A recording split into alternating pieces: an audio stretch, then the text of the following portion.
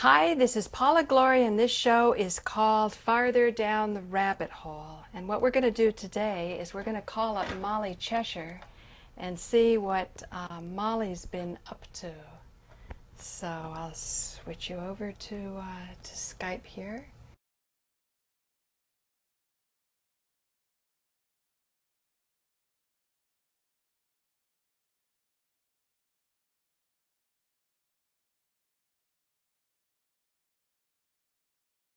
What about him? What was your feeling about that whole experience?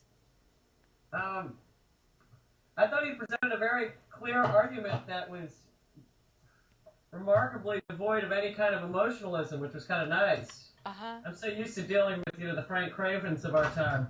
Right. And where they're trying to convince you by just sheer force of personality. Yeah. And I think that that's kind of not where it's at. I mean, I think that the evidence is what's gonna make you convinced, not the paranoia behind it. Not the paranoia behind it. Like Webster's always trying to scare you to death. Right. And, yeah, that's no. I find that kind of a turnoff. I kind of go, all right, let it all go. Right. Keep talking. I'm going to reset the mics. Oh, you mean this is not being recorded? It is being recorded. I realized it was blasting on my ear, and I had the mic, those speakers set too high. Keep talking. Oh, sorry. I'm just looking at my image. Can you keep talking? I'm very image conscious. Keep talking about your image, whatever it is that. No, I thought that it was a very interesting show. I think that you'd be wise just to call him Truthsleuth as opposed to his other name. Well, I don't think I can stop now, do you? Yeah, I think you should. I think you should just keep it to Truthsleuth. Really? Huh. I think that he has his anonymity for a reason, and we should respect that. Well, yeah, it's just that, don't you think it's already out now? I mean, it would only be... I just think you don't have to emphasize. Well, let me just ask him. I'll just ask him what he wants to do. He'll know. Well, I bet he would rather you not, Yeah. use his real name. Huh. But anyway, so back to okay, we're all set? Yes, we're rolling. And, so, what's your pleasure? I wanted you to look at that video that I sent.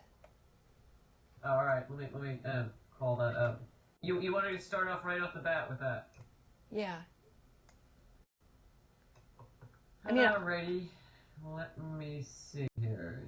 YouTube. Okay. It's starting. Except it's not. It didn't start. I said start from the beginning. And This thing where they're kind of like mashups, so they give different images.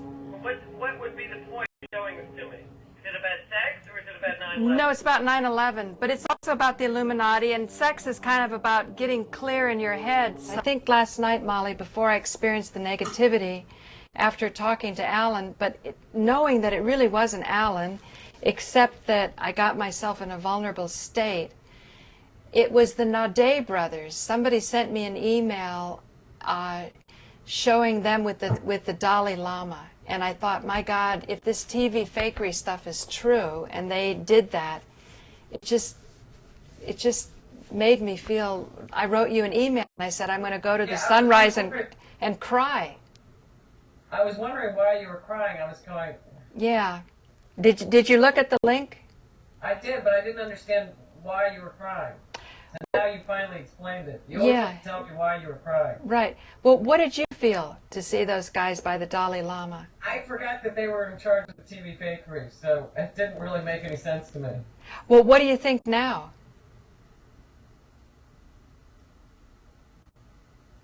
Well, I don't know what to think, because who knows, I mean,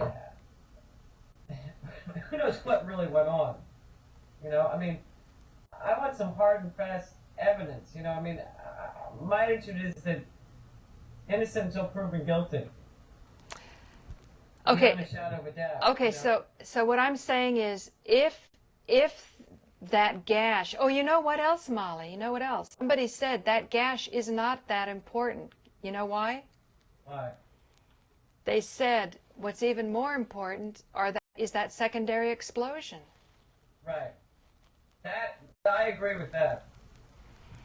Now, if that's the case, then you could say that the Audet brothers are innocent, right? I guess, I don't know, I mean, I really would have to look at it all, because the funny thing is, we were looking for one thing and somebody saw something else. What do you mean? Well, we were looking for TV fakery, and yet somebody saw the secondary explosion, and we were kind of overlooking that. Oh, right. Exactly. Oh, another thing that Nico told me is that the reason that it was done completely silent was so people could watch everything and not be influenced. And I was influencing people by reading it out. But I think what they were saying is that they added the sound effects later. And that's why you had that guy looking for a gas leak. And then if there was an airplane coming in, he would have heard the sound, and his head wouldn't have been turned in a certain way, and they cut over or something like that. Right. But let's go back to what it's much right. more interesting than all this stuff that it's very difficult to prove. Okay. What we were talking about is that, as you were saying, is whatever you and Alan were arguing was not about 9/11. Right. It was about you feeling attacked. Right. Right? Right. And so, is hanging on to your resentment or whatever, as you were saying, what ages us is all of this emotional baggage that we have. Right. And what I was saying is that this week, I'm in the no call zone once again, and I've just decided to do something different, because I've tried calling back. That doesn't seem to work. And so this week I just tried to sort of rechannel the energy in a different way, and I feel tons better. Wow. Regardless of the outcome. Right. Regardless of whether he calls me back, we get together, get married, go off into the sunset. And then I've even figured out a different script for if he does call back. What's that? It's just to say, I kind of get the impression you're not really that into me, and I've already been through the rejection or, like dealt with the grief work, and just started to really appreciate whatever we had together, and whatever time he could give me. Right. And, the best, as you say, the best sex of my life. It's just to appreciate that instead of worrying about whether it's going to last. Right. Forever. Right. And because I was watching this intense movie last night about this guy who was madly in love with his wife, and she died prematurely, and he spent the rest of his life in music trying to bring her back. Wow. And so he grieved and literally brought her ghost back. But then he still wasn't happy with that because he couldn't touch her. Really? Yeah. And then what did he do? He appreciated his passion. So that's a good thing. Yeah. So, and it improved his art. So, as I said, if you can channel the energy into something more interesting than just feeling sorry for yourself. Right. Because it really brings up a lot of energy, whenever you get into these intense emotional states. You know what I'm saying? Yeah, I mean, I'm thinking of a lot of things. One thing, Swami was talking about the actual act of sex, saying that it seems as though the man is giving, but the woman is giving. She's giving and giving and giving, except that one time, he's too polite to say the word orgasm.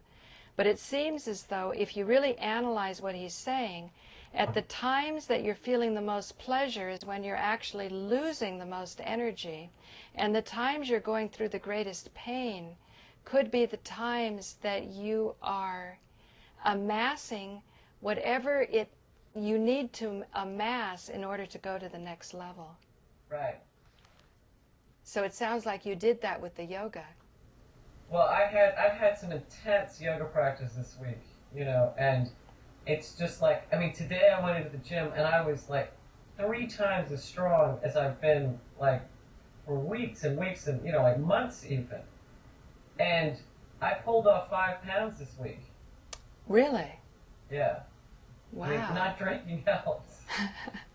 But, why were you not drinking? I thought you were drinking a lot down there with him.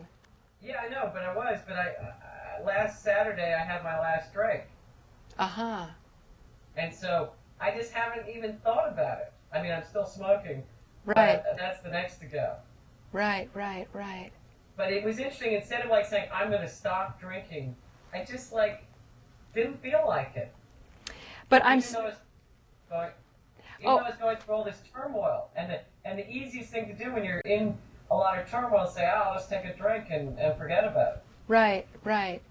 But I was thinking your yoga practice, despite the fact that the guy's not calling, and you had the best sex of your life, so it's even more painful that he's not calling.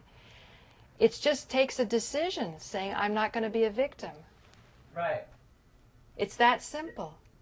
It's a decision. Exactly. But it's a decision that's hard won. You know, you can't just, I mean, it's so easy to say, I just made a decision. At a certain level, you gotta, like, I would channel the energy of resentment and think, well, what's really under that? You know, you still love the guy, and so why not just take that love and push it up into your heart chakra and radiate love as opposed to radiate resentment? Right, right, right. No, you know, I wasn't feeling resentment towards Alan with that discussion. It was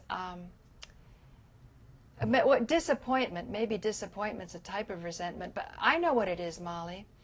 It was feeling, and it wasn't even about wanting to be in a personal relationship with him anymore. It was just feeling that I wanted to work with him on these projects, and I needed his help. Like, he and I most trust each other when it comes to video production. You know, when we go up to MNN, if you've got someone in the control room who's not that reliable, you know, it can make it pretty tough.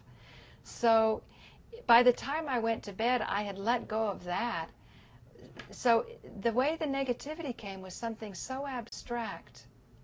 But it took a decision. See, it took all that to get to that place, to have a decision to say, you know, I really need to see the sunrise tomorrow morning. Right. And then by the time earliness comes about, there's no sun because it's so cloudy. Right. But you know, I hauled my butt down there anyway, and it really helped.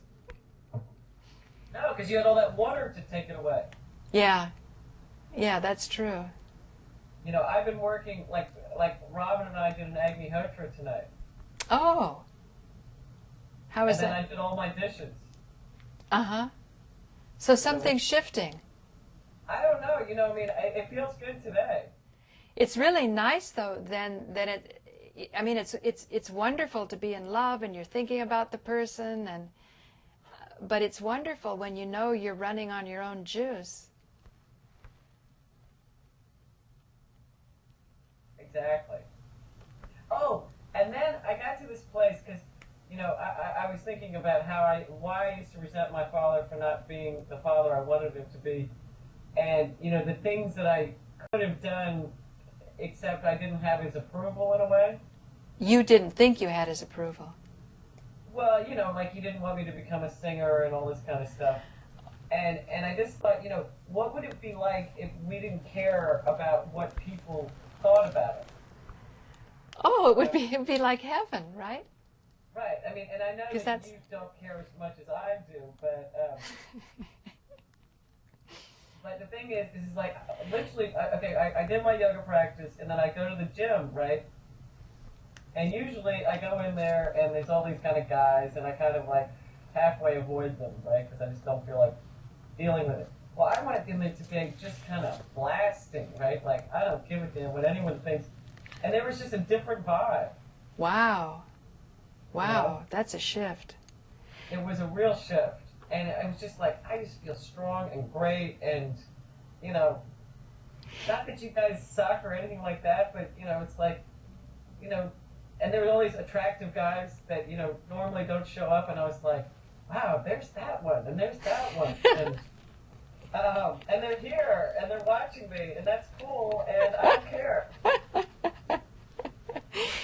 That's wonderful how we can have a long enough life to work through those different perspectives, you know, like when you're really young, you know, all of a sudden you've got this body and you've got all this attention, and you know, I watch my young niece, and it's like overwhelming, and there's so much power that you have over men because of that. Oh, definitely. You but know? then it's also terrifying too. Right, absolutely. And you know, it's like I used to not be able to say no to them. Yeah, why is that? What do you mean? Well, because you want their attention. You know, you're hooked in to the whole needing their attention. Oh, maybe it's you want their attention because they want your attention so much, and then the force field gets sucked, you know, you get sucked into it, and then they get sucked into it, and then, you know, maybe there's not as much easy liberation. Well, you're just worried that they're going to shut it off. And yet what you were discovering in yoga was you used the juice of it in such a way that lifted you up to a place like you had the best, if I'm understanding you right, you had the best sex of your life for quite a few days, and obviously when we have something good we want it to last forever, so you're making plans how it's going to last forever. Right. And then it doesn't, and then all of a sudden it ends. But And then you put the withdrawal. Yeah, but you did something different though. Well, I went through withdrawal, but as I was going through withdrawal, I started to transmute it. Right. And I think that we all have that capacity to transmute these horrific experiences into something different. You know what this reminds me of, Molly? When Swami was getting ready to do some processes or some miracles, you know, he would raise the energy and the negativity would go up. And it's almost like what you're describing is if you have a soul desire to accomplish something and you need power for it, it's almost like you have to call upon this type of disappointment. I mean... Well, that's one of the things that Michal might disagree with you. I mean, when just watching that video with Michal and Ramakrishna the other night, you know, when they were talking about how saints suffer. Right. And Michal was trying to say that, yes, that is true, and yet he was hoping to find a different way. Michal was hoping to find a different way? Yeah, did you watch the... I did, and here's what I got off it, Molly. Ramakrishna was like in the energy. Right. And I think Michal was very attracted to him. He was very attracted to that energy. Definitely. And Ramakrishna was expressing what he was expressing in an immature way. Ramakrishna hadn't yet owned the energy, because I knew Ramakrishna a few years later, and he went through hell with his marriage and relationships and things. But Swami was putting a lot of attention on him because Ramakrishna had a lot of attention from our good friend Satya Sai Baba. Oh. So now you didn't know that? Oh. No Right. wonder he showed up in that vision of mine. Oh, you didn't know that then. Tell the viewers about the vision. Well, we did an open-eyed meditation on the statue of Shirdi Sai Baba, and just after like 45 minutes of looking at the statue with the whole, you know, temple pumping with energy, I got overwhelmed, and as I'm going to sleep, I laid down, and one of the devotees, which I'm not going to mention his name, I looked at him, and then I passed out, or went to sleep, shall we say. And then I had this very bizarre lucid dream. I can only describe it as that this guy and Ramakrishna were sort of the henchmen of this pedophile energy that was, God, I should have written it all down. This sort of, with a large phallus that was sort of accepting sacrifices from people. I don't even know how to describe it. And I remember you said, "Oh, don't be ridiculous. You know, he's totally clean. He's been," and then come to find out that he did have some kind of strange sexual oddities that he had revealed to somebody else at the ashram that I had no idea about. And then you came back to me and, I don't know, tell your impression.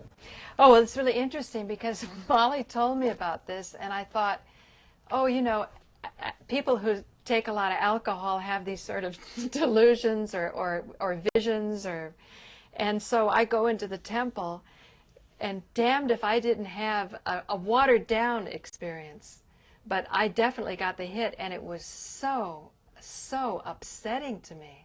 You know, I only saw much less than what you described, and yet the hit that I got really shook me. But then it was corroborated by somebody who this guy had revealed his deepest, darkest secret to. Yeah.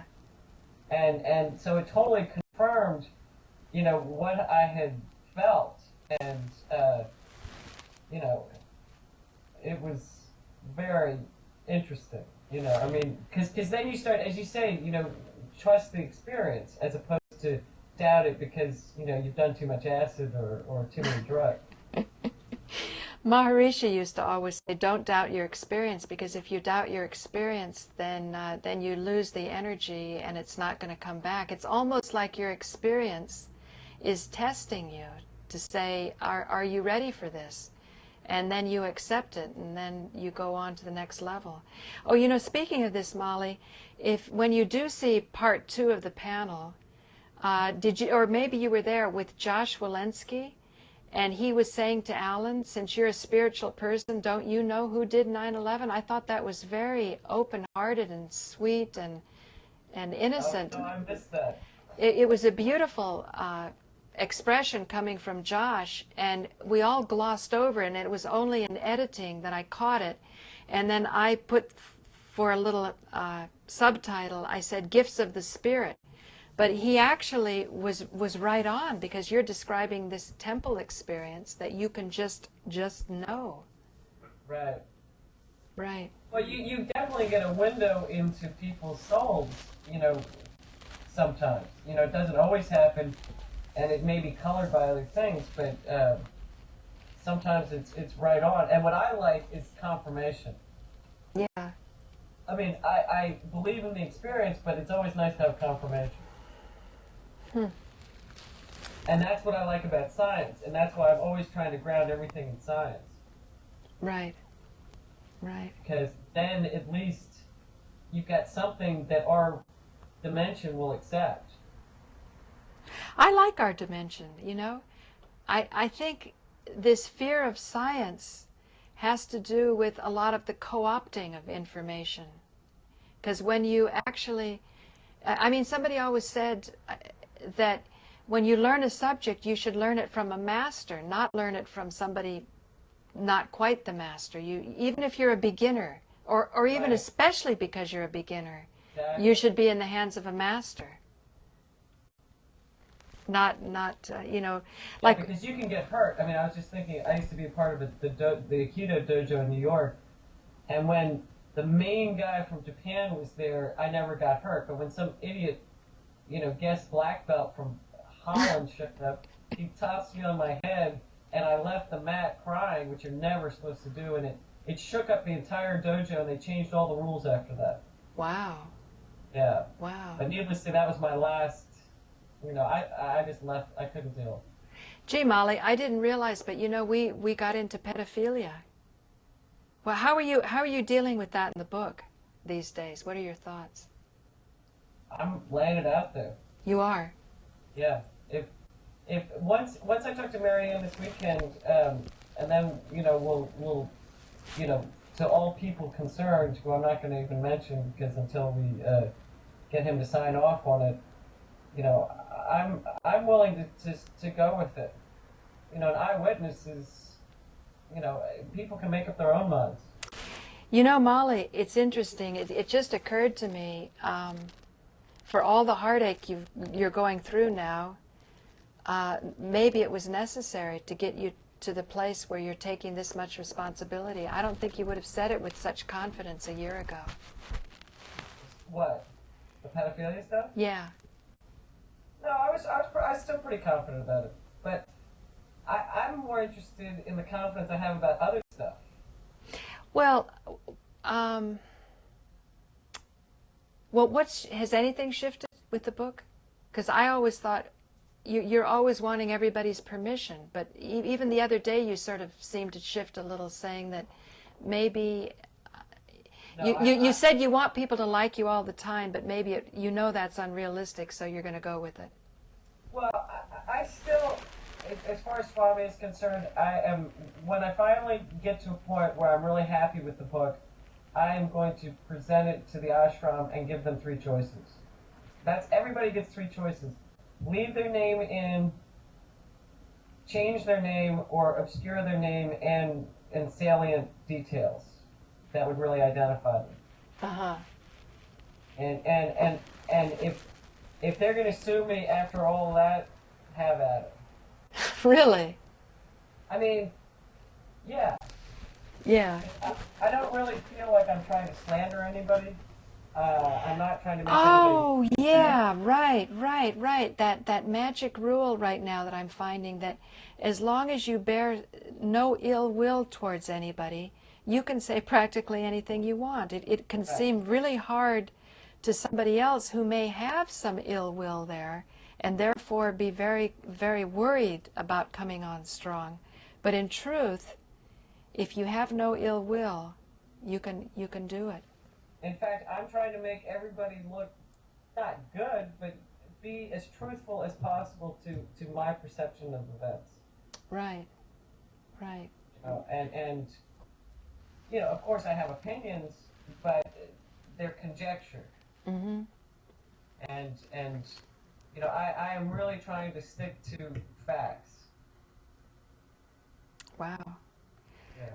In conclusion here, I want to say, when you were talking about that you care more about how you're looked at than I do. When I was with you in India, I